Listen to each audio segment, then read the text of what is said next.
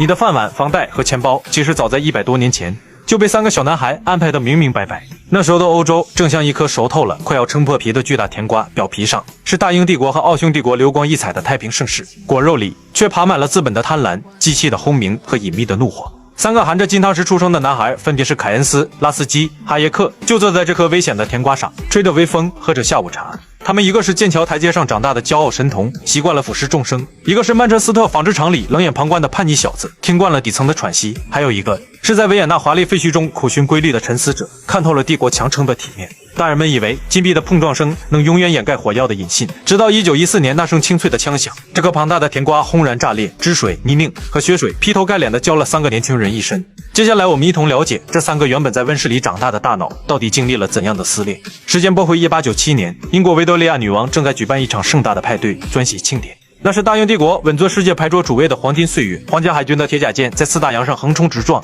硬生生用炮管子砸出了一个不列颠太平盛世。这不仅是兜里金币叮当响的硬气，更是骨子里的文化傲慢。英国的霸权是商船和纺织机的经济肌肉，更是剑桥和牛津书桌上的文化滤镜。就在维多利亚女王接受万邦朝贺的时候，凯恩斯14岁，拉斯基刚满4岁。而在欧洲大陆的另一端，那位统治了奥匈帝国大半个世纪的老皇帝弗朗茨约瑟夫一世，正守着他那庞大却千疮百孔的帝国打瞌睡。2年后，哈耶克在维也纳的宫廷阴影下呱呱坠地。命运在19世纪末的棋盘上落下的这3颗棋子，有着截然不同的底色。先看凯恩斯，他降生在剑桥，这不是一座普通的城，这是大英帝国智力和自信的造币厂。凯恩斯从小就在大学的青石板台阶上跑跳，呼吸的是象牙塔里纯粹的学术氧气，家里来往的都是满腹经纶的大脑袋。优渥的家境和无处不在的学术氛围，在他眼里，大英帝国这台机器严丝合缝，哪怕偶尔卡壳，只要有聪明人，比如他自己，拿着扳手去拧紧几颗螺丝，总能继续运转。这种从小浸泡在鼎盛国力里长出来的精英底色，让他自然而然地带上了一种俯瞰众生的修补匠视角。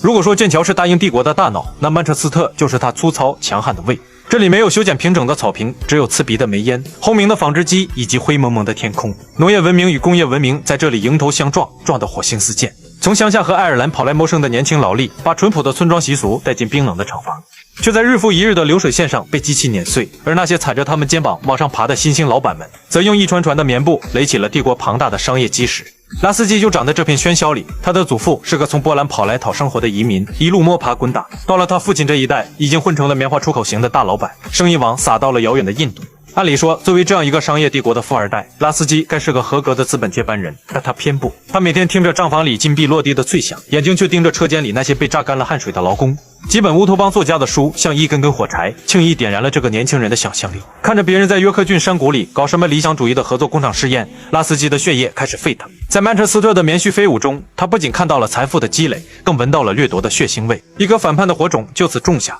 再把目光越过英吉利海峡，投向欧洲大陆的十字路口维也纳。1899年，当哈耶克在这里降生时，正赶上19世纪的最后一声叹息。奥匈帝国，一个行将崩溃的国度。哈耶克是个妥妥的学术世家子弟，父亲是维也纳大学的医学博士，家里的常客全是各路戴着厚底眼镜的学者。在这样一个被学术氛围严密包裹的温室里，学习就是天大的事，柴米油盐的琐碎根本吹不进这扇大门。但在这个摇摇欲坠的复杂帝国里，多民族的裂痕用再华丽的建筑也填补不上。看着窗外那个强撑体面的庞大国家，哈耶克早早就对人为的强行捏合与控制产生了警惕。他成了一个安静的探索者，转而去那些幽深的学术迷宫里寻找自然生长不容篡改的客观秩序。在这2大帝国里，无论是大不列颠的磅礴海风，还是奥匈帝国的悠扬华尔兹，都为这3个大脑撑起了一把巨大的保护伞，用不着为下一顿饭发愁。兜里富余的金币和书架上厚重的典籍，给他们垒起了坚固的安全感。艺术、音乐、戏剧，这些高级精神食粮像空气一样滋养着他们，催熟了他们的野心，也锚定了他们在这个世界上的精英坐标。